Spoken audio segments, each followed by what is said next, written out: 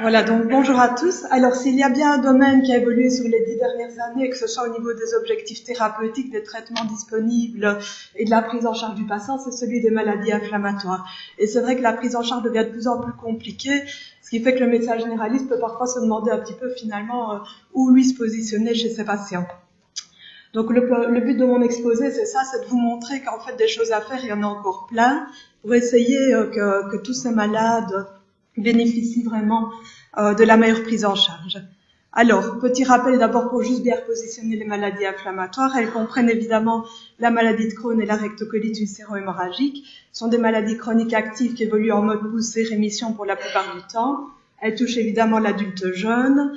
Il y a de l'atteinte digestive, mais également extradigestive, que ce soit oculaire, cutanée, articulaire, des cholangites sclérosantes, des fistules, etc. Parfois, pour certains patients, beaucoup de complications et donc une morbidité significative, un impact sur la qualité de vie et des malades qui peuvent parfois être fortement invalidés. Il y a à l'heure actuelle pas encore de traitement curatif, même si ça a fort évolué. Les traitements conventionnels sont de plus en plus efficaces, mais pas encore chez tout le monde, malheureusement. Et donc, il faut vraiment essayer de collaborer, comme dans toute maladie chronique, entre généralistes et spécialistes pour faire le meilleur travail possible. Alors, la maladie de Crohn, juste pour vous rappeler, elle peut toucher tout le tube digestif de la bouche à l'anus. C'est une inflammation irrégulière, donc plutôt des segments entrecoupés de muqueuses saines, qui est transmurale, et c'est cette inflammation transmurale qui prédispose au développement d'abcès, de fistules et de sténoses. Pour le diagnostic, on retrouve parfois, pas toujours, des granulomes en histologie, et le caractère chronique de l'inflammation prédispose un peu plus ce patient au risque de cancer colorectal. La rectocolite ulcéro-hémorragique, elle commence toujours du rectum et elle remonte sur une partie plus ou moins longue du côlon. Normalement, il n'y a pas c'est une atteinte continue, il n'y a pas de zone saine entre deux segments. Ça touche essentiellement la muqueuse. Et le risque gravissime plutôt de rectocolite, c'est le risque de mégacolon toxique et donc de perforation colique qui justifierait la réalisation d'une colectomie totale. Et bien sûr, comme dans la maladie de Crohn, un risque augmenté de cancer colorectal. Alors, on a vraiment fait beaucoup de progrès dans la compréhension de ces maladies. Et l'hypothèse simplifiée, mais à l'heure actuelle, c'est que c'est vraiment une suractivation du système immunitaire envers la flore intestinale du patient, qui normalement est censée être tolérée, mais dans ce cas-là, il y a une réponse immunitaire excessive à la faveur notamment de certains facteurs environnementaux chez un patient prédisposé génétiquement. Et cette suractivation immunitaire est bien sûr à l'origine de toute une cascade inflammatoire, avec notamment production de cytokines, dont beaucoup d'interleukines, le TNF-alpha, qui vont être la cible des traitements administrés aux patients. Alors, évidemment, des consultations pour diarrhée et douleurs abdominales, j'imagine que vous en avez un paquet. À l'anamnèse, qu'est-ce qui doit un petit peu vous alerter? Bien sûr, c'est un patient qui revient, qui a des douleurs persistantes et qui se plaint de façon récurrente. Un examen clinique qui ne vous paraît pas catholique, avec un empattement, quelques masses au niveau abdominal. Un patient qui a maigri alors qu'il ne le souhaitait pas. Du sang dans les selles. Des fistules périanales qui persistent, complexes et qui ne guérissent pas, des problèmes d'aptose buccale récidivantes, des plaintes articulaires récurrentes aussi, ou alors des antécédents familiaux de maladies inflammatoires. Là, évidemment, vous allez peut-être, plutôt que donner un simple traitement symptomatique, avancer un peu dans l'exploration. Qu'est-ce que vous allez faire à ce moment-là? Je suppose que chacun d'entre vous pensera à demander une prise de sang. Sur la prise de sang, qu'est-ce qu'il faut rechercher? Évidemment, les traceurs inflammatoires. S'il y a un marqueur inflammatoire augmenté, ça peut être un argument diagnostique. Et un bilan vitaminique, essentiellement ferritine et B12, parce que s'il y a des zones inflammatoires, ils vont mal absorber et donc développer des carences. Il peut aussi être intéressant de déjà demander les ASCA, les ANCA. C'est pas très sensible ni spécifique, mais quand même, voilà, on retrouve beaucoup plus d'ASCA chez les patients avec maladie de Crohn notamment, des ANCA chez les patients avec des rectocolites. Donc des ASCA positifs, une diarrhée, ça doit aussi un peu nous titiller, même si ça n'exclut pas le diagnostic, bien sûr, en cas de négativité. À ce stade-là, évidemment, demander une coproculture, ça peut être intéressant. et c'est sans doute la bonne place pour demander aussi une calprotectine fécale. Alors la calprotectine fécale, c'est un marqueur inflammatoire au niveau des selles qui s'est beaucoup développé ces derniers temps, et je pense que c'est intéressant pour vous de bien la repositionner pour savoir quand l'utiliser. Alors qu'est-ce que c'est la calprotectine? En fait, c'est un marqueur d'inflammation produit par les neutrophiles des muqueuses intestinales. Ça se mesure dans les selles, c'est très stable, donc température ambiante, le patient peut amener ça dans la semaine au laboratoire, il ne doit pas aller dans l'heure qui suit le déposer. Et en fait, ça a surtout prouvé une utilité pour le diagnostic différentiel entre IBS, donc côlon irritable, et maladie inflammatoire chronique intestinale. À savoir que c'est la valeur prédictive négative du marqueur qui est très intéressante. Une calprotectine normale, on a peu de chance, même si le risque n'est pas nul, mais en tout cas moins de chance d'avoir une maladie inflammatoire. Par contre, une calprotectine élevée, évidemment, ça peut être évocateur. Quand même savoir que le test n'est à l'heure actuelle pas remboursé et ne le sera sans doute pas prochainement vu les mesures d'austérité du gouvernement, et que votre patient va quand même payer 20 à 30 euros en moyenne selon les laboratoires. Donc il ne faut pas non plus demander des calprotectines à tout vent tous les mois chez tous les patients. Il faut c'est bien positionner le marqueur. Comme je l'ai dit, MICI versus IBS, est-ce qu'il y a des arguments pour aller proposer une endoscopie au patient ou est-ce que le taux est bas, la symptomatologie n'est pas alarmante, donc a priori, pas besoin de lui proposer une endoscopie. Et alors, on va aussi nous l'utiliser après pour le suivi des maladies inflammatoires parce qu'en fait, dans plein d'études, il y a vraiment une très bonne corrélation entre le taux de calprotectine, l'activité de la maladie, la réponse au traitement, les risques de rechute, le risque de récidive post-op. Enfin, vraiment, ça a une bonne corrélation à tous ces niveaux-là. Donc pour nous, par exemple, l'idéal, c'est d'avoir, si la calprotectine est positive, et je le répète, on peut avoir une maladie chronique, une calprotectine négative, mais si elle est positive, l'idéal, c'est d'avoir un dosage de calprotectine au moment d'une endoscopie, et alors après, on va pouvoir, juste avec la calprotectine, sans répéter l'endoscopie, avoir une idée de l'évolution du patient. Alors, c'est produit par les neutrophiles des muqueuses intestinales. Donc, toute anomalie de la muqueuse intestinale va faire augmenter le taux de calprotectine. Donc, il y a énormément de faux positifs. Si le patient prend des anti-inflammatoires, ça va augmenter. S'il y a un contexte infectieux, ça va augmenter. S'il y a un cancer colorectal, ça va augmenter. Donc, calprotectine augmentée ne veut pas dire MICI à 100%, évidemment. Il y a quelques faux négatifs aussi. Donc, ça reste un indicateur, ça ne remplace pas tout. Et plutôt donc vraiment à doser douleur abdominale et diarrhée chronique. En aigu, ça n'a pas tellement de sens parce que une infection va faire augmenter une maladie, une première poussée de Crohn aussi. Donc en aigu, ça ne va vraiment aider personne pour orienter le diagnostic. Alors bien sûr, s'il y a une suspicion clinique, il faut adresser le patient au gastro-entérologue. Et qu'est-ce qu'il va faire? Une iléocoloscopie, ça reste l'examen de base pour le diagnostic, éventuellement couplé à une exploration grêle par entéro-IRM si c'est une maladie de Crohn et pour faire le bilan de l'étendue des lésions. Alors, si le patient est diagnostiqué maladie inflammatoire et qu'il vous consulte, qu'est-ce qu'il faut faire? En premier lieu, c'est vraiment bien l'interroger, se dire il est en poussée.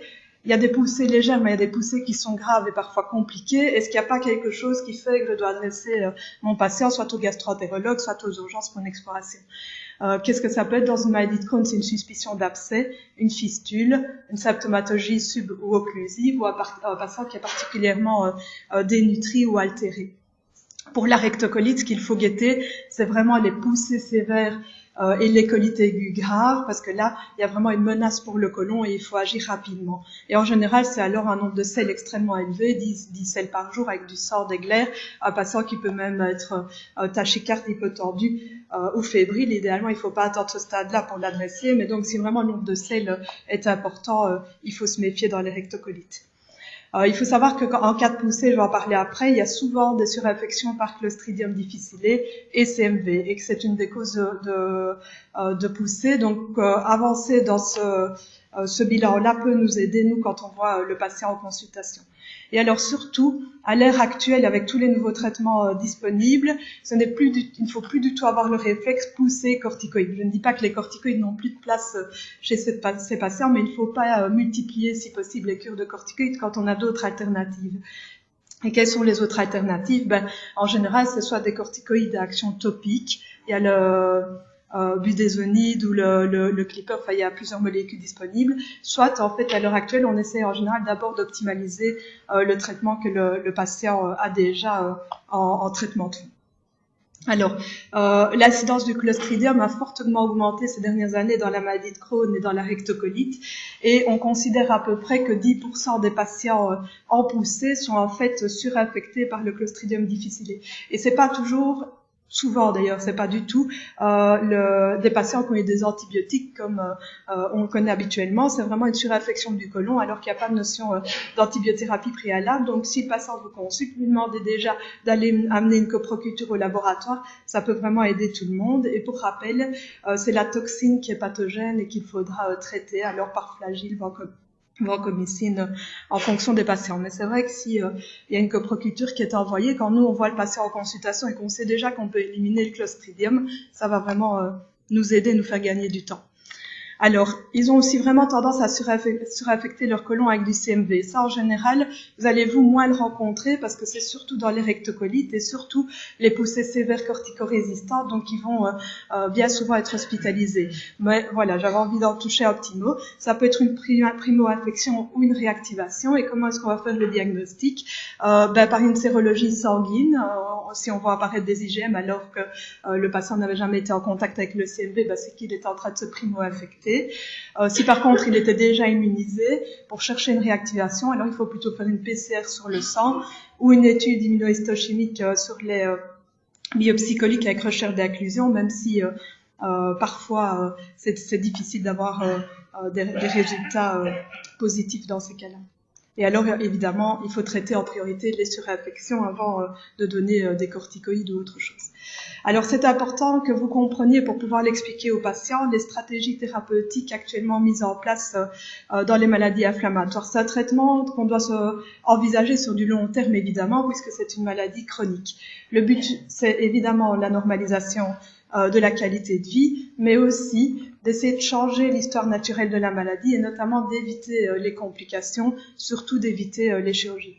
Le traitement doit être personnalisé, donc on va malheureusement parler de phénotype dans les BPSO, c'est pareil dans les maladies inflammatoires, il y a vraiment une multitude de phénotypes pressentis et donc on ne va pas savoir reproduire une façon de fonctionner qui marche chez chaque patient. Ça va dépendre de la localisation de la maladie, des traitements reçus, de la tolérance, etc., des caractéristiques du patient évidemment. On ne va pas traiter de la même façon un adolescent ou un vieux patient de 80 ans bourré de comorbidités cardiaques notamment. Et donc, les objectifs ont évolué, glissant d'une amélioration symptomatique et de ce qu'on appelait simplement la rémission clinique à une rémission soutenue qu'on documente en fait par la présence d'une cicatrisation muqueuse endoscopique. Donc ça, c'est vraiment le but qu'on cherche à atteindre maintenant, c'est d'avoir une cicatrisation muqueuse. Donc même si le patient ne va pas bien, il faut essayer de lui faire comprendre qu'il doit se soumettre à des contrôles parce qu'il peut aller bien et garder des lésions au niveau de ses muqueuses. Et nous, alors, on va essayer de chercher encore une amélioration au niveau de son traitement de fond parce que la cicatrisation muqueuse a clairement été associée à un meilleur taux de réponse clinique, mais surtout plus faible taux de rechute, d'hospitalisation, probablement de cancer colorectal et surtout plus faible risque de chirurgie avec une diminution du taux de colectomie dans les rectocolites. Et dans la maladie de Crohn, si on instaure le traitement suffisamment tôt, on casse cette évolution naturelle quasi inéluctable vers la chirurgie et on espère alors aplatir ce risque chirurgical. Donc c'est important de faire comprendre aux patients qu'il doit être suivi et si possible compliant au traitement. Alors, les traitements disponibles, ça s'est fortement développé ces derniers temps. Bien sûr, il y a tout ce qui est traitement symptomatique, antibiotiques corticoïdes pour les poussées, systémique ou topique, ça on peut discuter. Et puis alors, le patient va devoir avoir besoin d'un traitement de fond. Alors, si c'est une maladie légère, ça reste assez simple, c'est les aminosalicylates. Par contre, pour tous les autres, maintenant, on est vraiment dans le boom des immunomodulateurs, que ce soit immunosuppresseurs ou agents biologiques. Et là, souvent, les plus souvent rencontrés, c'est la cis-mercaptopurine, c'est le pyrinétol, l'azatioprine, c'est l'Imuran, le méthotrexate. Et pour les biologiques, il y a les anti-TNF-alpha, Remicade, Humira et Saponine, que je n'ai pas repris ici. et des anti-intégrines, ça fait 1 an à peu près que c'est commercialisé, qui s'appelle Antivio, je vais vous en parler après. Alors évidemment, là, le choix du traitement de fond, c'est devenu tellement compliqué que c'est du ressort du gastro-entérologue de savoir quelle molécule pour quel patient. Et comment est-ce que le gastro-entérologue va agir? En règle générale, il a un peu 2 stratégies. Il y a une stratégie step-up, donc c'est plutôt escalier. On va commencer du traitement le plus facile et le mieux toléré en général, en montant vers les immunosuppresseurs, puis les biologiques, puis dernier recours la chirurgie. Donc on va vraiment essayer d'escalader en fonction des réponses et puis de s'arrêter au palier qui convient aux patients. Ça, c'est ce qu'on fait en général dans les maladies de Crohn légères ou dans les rectocolites qui ne sont pas en poussée aiguë grave. Et puis alors on a une deuxième façon de procéder, c'est plutôt top-down, et là c'est plutôt pour les maladie de Crohn sévère où on va en fait taper fort au début, quitte à désescalader si ça va bien, mais pour essayer vraiment de couper court à cette cascade inflammatoire qui peut parfois être assez terrible. Et alors là, on associe en général un agent biologique à un immunosuppresseur, et donc il y a vraiment des critères que nous on connaît bien pour stadifier les maladies sévères. C'est les patients qui commencent en maladie jeune, des formes étendues, les patients fumeurs, les localisations rectales ou anopérinéales, tout ça doit être considéré comme forme sévère, et alors on va plutôt aller fort d'emblée, quitte à désescalader après. Alors bien sûr, c'est nous qui allons mettre en route le traitement, mais là où votre rôle est important, c'est dans le suivi des traitements, parce que là, il y a vraiment quelque chose à faire. Alors ici, le but, c'est d'essayer justement pas de vous faire toute la notice d'effets secondaires, parce qu'il y en a beaucoup, mais plutôt ceux qui sont quand même vraiment de la pratique courante et auxquels vous devez porter attention. Alors, pour les dérivés du CACASA, donc aminosalicylate, souvent Patasa, colitophale, que c'est les plus souvent rencontrés. Il y a bien sûr toxicité hépatique pancréatique, mais finalement ça, en général, ça ne pose pas beaucoup de soucis. L'effet secondaire à redouter et sur lequel vous devez être vigilant, c'est l'apparition, parce qu'en plus insidieux et asymptomatique, c'est l'apparition de néphrite interstitielle, et en général, qui sont, pas en général, mais qui sont irréversibles. Donc là, vraiment prudence. Aminosalicylate, il faut quand même 2 fois par an un suivi de la fonction rénale chez tout patient.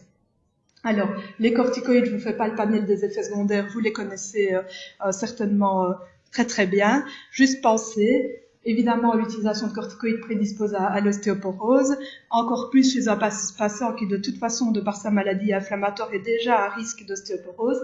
Et donc, votre rôle, évidemment, ça peut être de demander de temps à autre, chez des patients que vous jugez à risque, une densitométrie osseuse pour évaluer un peu leur capital osseux, de les supplémenter en calcium, en vitamine D, voire en biphosphonate si la densitométrie le requiert. Juste un petit rappel, quinolone plus corticoïdes, tendon d'Achille, ça ne fait pas bon ménage. Donc, s'il vous consulte sous quinolone pour des douleurs de tendon d'Achille, n'oubliez pas, évidemment, cet effet secondaire qui peut être fort problématique. Métronidazole, c'est les polyneuropathies en premier lieu.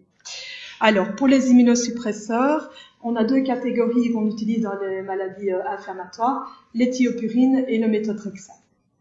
Donc, azathioprine, c'est Imuran, cismercaptopurine, c'est le purinétol, c'est kiff-kiff, ça agit de la même façon. Effet secondaire très fréquent, quand même 3% des patients, c'est l'apparition de pancréatite. En général, 3 à 4 semaines après la mise en route du traitement. C'est pas quelque chose qui apparaît plus tard, c'est assez rapide. Donc, si on vient d'instaurer une thiopurine chez votre patient et qu'il se plaint de vive épigastralgie, il peut faire une pancréatite, il faut lui demander un bilan biologique. Toxicité hépatique, donc de temps en temps un suivi des tests hépatiques, et surtout toxicité hématologique. Et donc quand on instaure un traitement par thiopurine, normalement le gastro-entérologue vous informe et informe le patient qu'il faut faire des suivis biologiques vraiment très rapprochés au début. C'est toutes les semaines, tous les 15 jours maximum pendant les 2 premiers mois. Et puis alors après on peut espacer, mais de toute façon c'est des patients qui doivent au minimum tous les 3 ou 6 mois avoir un suivi biologique systématique. Les études ont, semble-t-il, montré un petit risque augmenté de lymphome et de cancer cutané chez ces patients-là. Et donc, vous pouvez aussi les sensibiliser à être suivis, notamment au niveau dermatologique, et surtout les informer aussi qu'en cas d'exposition solaire, ils risquent des ennuis. Et donc, bonne protection solaire conseillée chez ces patients. Alors, c'est très bien, on a parlé d'hyperuricémie et d'allopurinol. Alors, sachez et n'oubliez surtout pas, allopurinol éthiopurine, ça peut mener à des catastrophes. Ça peut vraiment donner des toxicités hématologiques graves, des aplasies. Donc, c'est des traitements, l'allopurinol qu'on analyse et qu'on prescrit peut-être facilement, mais vraiment contre-indication absolue avec l'éthiopurine. Alors, le méthotrexate, toxicité hématologique bien sûr, hépatite aussi, donc pareil, suivi de prise de sang de temps en autre. Effet tératogène, vous le savez bien, que ce soit pour la femme ou pour l'homme, mais donc votre rôle, c'est sensibiliser à la contraception et bien veiller que le patient soit conscient qu'il ne peut pas procréer sous méthotrexate. S'il y a des problèmes de fièvre et de dyspnée, il peut aussi exister des problèmes de pneumopathie, d'hypersensibilité sous méthotrexate. Donc, ça doit éventuellement conduire à une consultation spécialisée. Pareil, interaction médicamenteuse, Bactrim, méthotrexate, ça fait pas bon ménage. Alors, les biologiques disponibles actuellement dans les maladies inflammatoires, c'est les anti-TNF, donc qui bloquent le TNF-alpha produit par cette cascade inflammatoire. Il y en a 3 disponibles, c'est plus du domaine du spécialiste. Et alors, petit nouveau, si je peux dire, depuis 1 an, mais les études, évidemment, on le connaît maintenant depuis 6 à 7 ans, c'est l'antibio, le vedolizumab, c'est un anti-alpha-4 bêta-7 intégrine. Alors, c'est un petit peu compliqué, mais globalement, ça va bloquer, c'est un anticorps monoclonal qui va bloquer la migration lymphocytaire au niveau des muqueuses intestinales. Alors, ça, c'est juste pour votre information. Si vous êtes curieux pour savoir les anti-TNF et leur mécanisme d'action, les formes sous-cutes et le Remicade en IV, l'antivio, donc le dernier, c'est en IV aussi, les posologies, mais ça, c'est plutôt du ressort du gastroentérologue. Alors, qu'est-ce qu'il faut savoir quand ils sont sous anti-TNF? Et a priori, pour le dernier arrivé, donc l'antivio, le profil de sécurité d'après les études a l'air d'être peut-être supérieur aux anti-TNF, mais comme on n'a quand même pas énormément de recul, pour le moment, les recommandations elles sont les mêmes que pour les anti-TNF, donc on peut extrapoler les effets et les précautions aussi. Donc, le risque essentiel sous anti-TNF, c'est le risque infectieux. Donc, on a quand même vu dans les différents registres réalisés un risque d'infection un peu augmenté chez les patients traités avec des biologiques, et donc il faut leur conseiller de consulter en cas de fièvre. Ils ne doivent pas nécessairement arrêter d'emblée tout traitement, mais ils doivent consulter. Il faut les traiter comme n'importe quel autre patient, sauf qu'il faut peut-être être un petit peu plus vigilant pour voir si l'évolution est favorable ou pas. En cas de combothérapie, ce qu'on appelle combothérapie, donc c'est immunosuppresseur en plus de l'anti-TNF, le risque infectieux augmente encore un petit peu plus. Alors, comment le prévenir? Nous, on a une checklist, je vais dire, avant de débuter la biothérapie qu'on applique en général systématiquement. Le but étant essentiellement d'exclure une infection active et notamment une tuberculose latente qui pourrait se réactiver avec l'anti-TNF, une hépatite B qui ne serait pas connue et qui pourrait flamber sous anti-TNF. Donc, il faut vraiment essayer de screener les patients, et c'est pour ça parfois qu'on va les envoyer vers vous pour réaliser une intradermoréaction à la tuberculine notamment. Alors, du coup, puisqu'il y a un risque infectieux un peu augmenté, on va jouer sur la prévention. Et on a déjà parlé aussi de vaccination tout à l'heure. C'est pareil chez ces patients. Il faut les vacciner. Je vais vous dire après les vacciner pourquoi. Alors, l'idéal, en fait, et le bon réflexe que vous pourriez avoir, c'est que tout patient diagnostiqué Crohn ou rectocolite, il faut d'emblée essayer de savoir un peu où il en est au niveau vaccination et le mettre en ordre au diagnostic. Pourquoi? Parce que si on attend l'immunosuppresseur ou l'anti-TNF, on va être un peu plus embêté. On peut le vacciner sous traitement, mais l'efficacité du vaccin va être moins bonne. Et surtout aussi, on ne peut pas utiliser les vaccins vivants atténués. Donc, il faudra faire attention. Donc, l'idéal, ce sera en fait, quand on est encore au stade du Saint-Casa ou que sais-je, de les mettre, en ordre. Comme ça, on n'en parle plus pour la suite de leur maladie. Alors, vacciner, oui, mais pourquoi? Il y a des recommandations européennes qui sont claires. Systématiquement, pneumocoque, selon le même schéma qu'on a évoqué tout à l'heure, pour tout patient, donc tout patient maladie inflammatoire, la grippe et hépatite A et B s'ils n'ont pas de séroconversion. Il faut savoir où ils en sont au niveau varicelle, RRO, etc. Imaginons quelqu'un qui n'a jamais fait la varicelle, une jeune maman varicelle négative chez qui on met un anti-TNF, son enfant fait la varicelle, elle développe une varicelle sous traitement, ça peut être une catastrophe. Donc vraiment, il faut savoir si elle a été en contact ou pas avec la varicelle. Si ça n'a pas été le cas, il faut le faire. Le problème, je l'ai déjà dit, pas de vaccin vivant atténué sous anti-TNF ni immunosuppresseur. Donc là, il va falloir faire une fenêtre thérapeutique pour permettre la vaccination et puis après reprendre le traitement. En cas de difficulté avec les traitements, si vous êtes perdu, les vaccins, si vous êtes perdu ou si vous ne savez que faire, vous pouvez toujours vous adresser à la clinique du voyageur, à Sainte-Rosalie. Il y a des consultations pour conseiller sur les vaccinations, pas seulement s'il voyage, ça peut être simplement problème d'immunité, on n'arrive pas à le séroconvertir, ou alors justement il est sous traitement, il est varicelle négatif, ils peuvent nous conseiller. Alors, globalement, immunosuppresseur anti-TNF, qu'est-ce que vous devez faire? C'est valable pour les maladies inflammatoires intestinales, mais en fait, pour tout patient, même rhumatologique sous anti-TNF, vous pouvez appliquer ça. Ce sont les mêmes recommandations. Il faut au moins une fois qu'il y a eu un screening des sérologies. En général, le spécialiste va s'en occuper, mais si vous avez lancé les choses, ça nous facilite la vie. Il faut 2 biologies, un peu d'orientation générale par an. Il faut le surveiller cliniquement et toujours se méfier, même s'il avait un screening des cas négatifs au début, il peut s'affecter en cours de traitement, donc gardez ça à l'esprit. Pareil pour les autres infections. Mettre à jour les vaccinations et lui recommander un suivi gynécologique et dermatologique régulier. Alors, les patients, ils vont aussi évidemment s'adresser à vous, poser beaucoup de questions. Donc, votre rôle, c'est évidemment comme le nôtre, mais plus on éduque le patient, mieux c'est. Il faut y aller progressivement, il faut le rassurer. C'est quand même des maladies chroniques qui ont mauvaise réputation. Donc, les patients paniquent en général. Il faut essayer de le responsabiliser et de l'appliquer vraiment dans les décisions de traitement, le mettre un petit peu en garde sur tous les bruits de couloir, tout ce que sa voisine a pu lui dire, tout ce qui peut grappiller sur Internet, parce que justement, de par le nombre de phénotypes, le nombre de traitements disponibles, c'est extrêmement difficile pour le patient d'aller trouver sur Internet l'information qui lui correspond à lui. Et donc alors, il fait un mélange avec tout ce qu'il a lu et on arrive à des catastrophes. Il n'y a rien à faire, on est quand même à l'heure d'Internet, donc il ne faut pas leur dire n'allez pas voir, ils iront de toute façon voir. Il faut plutôt les guider vers des sites un petit peu plus fiables. Il y a l'association Françoise Aupetit qui est un site français, il y a Miki.be, il y a le site du GTED qui est le groupe d'études des maladies inflammatoires du tube digestif où il y a notamment des fiches d'information pour les patients sur les traitements. Petit point nutrition, il faut vraiment casser un petit peu les idées reçues qu'ont les patients, parce que là aussi, au niveau nutrition, en général, ils ont plein d'idées préconçues. Pour une maladie où il n'y a pas de complications, et quand on parle complications, c'est une sténose symptomatique ou une fistule, toutes les autres, il n'y a absolument pas besoin de régime alimentaire particulier. Il faut juste qu'il ait une alimentation équilibrée. Alors, la rectocolite, c'est plutôt une maladie du non-fumeur, mais la maladie de Crohn, c'est une maladie du fumeur. Et quand le patient continue à fumer alors qu'il a une maladie de Crohn, il a plus de risques chirurgicaux, moins de réponse au traitement. En général, c'est vraiment des patients beaucoup plus compliqués à traiter. Donc, il faut vraiment essayer de le motiver à arrêter de fumer par n'importe quel moyen. À la Citadelle, il y a le centre d'aide aux fumeurs où il y a différentes possibilités, mais tous les moyens sont bons tant qu'il arrête de fumer. Juste pour votre information, parce que c'est des patients jeunes, donc ils vont peut-être vous interpeller par rapport grossesse, etc. Qu'est-ce que je peux faire? Il faut aussi les rassurer. La fertilité, globalement, elle est la même qu'on ait une maladie inflammatoire digestive ou non. Ce qu'il faut vraiment leur faire comprendre, c'est que le facteur pronostic pour qu'une grossesse se passe au mieux, c'est de la programmer alors que le patient est dans une phase de rémission.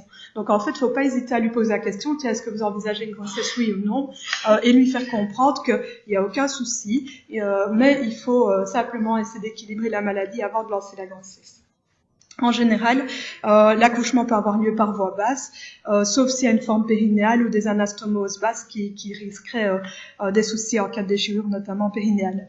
Pour le risque de transmission, si un parent est porteur de la maladie, il est de l'ordre de 1 à 3% pour la maladie de Crohn et 1% pour la rectocolite. On va pas rentrer dans les détails, mais il faut pas que les patients prennent peur des traitements et des grossesses, parce que comme c'est une maladie qui touche l'individu jeune, c'est une des maladies où on a aussi le plus de données sur l'utilisation des traitements pendant la grossesse, et il y a des recommandations très claires publiées notamment par l'ECOS et l'European Crohn and Colitis Organization, et qui nous dictent et qui nous guident dans ce qu'on peut faire. Grosso modo, les Sacasa, mésalazine, sulfasalazine, on peut continuer, les corticoïdes, on peut, les thiopurines, on peut, sans problème, que ce soit grossesse, allaitement, méthotrexate, non, évidemment, et pour les anti-TNF, on peut. Idéalement, on arrête à la 24e semaine de grossesse si le patient est en rémission, mais si on reste en poussée, on peut continuer toute la grossesse s'il faut. Il y a juste qu'à ce moment-là, il y a un passage transplacentaire qui fait qu'il ne faudra pas vacciner les nouveau-nés avant l'âge de 6 mois, 1 an même. Mais donc, il faut leur dire, c'est pas parce que vous êtes enceinte que crac, il faut tout arrêter, il faut en discuter, et surtout, le facteur en fait péjoratif en cas de grossesse, c'est d'être en poussée. C'est pas tellement les traitements, c'est une poussée en cours de grossesse. Alors en conclusion, ben voilà, j'espère que vous êtes convaincus maintenant qu'il y a beaucoup de rôles à jouer et bien sûr, je suis disposée à répondre à vos questions et vous pouvez toujours nous contacter aussi dans les prochains jours ou prochaines semaines s'il y avait quoi que ce soit à éclaircir.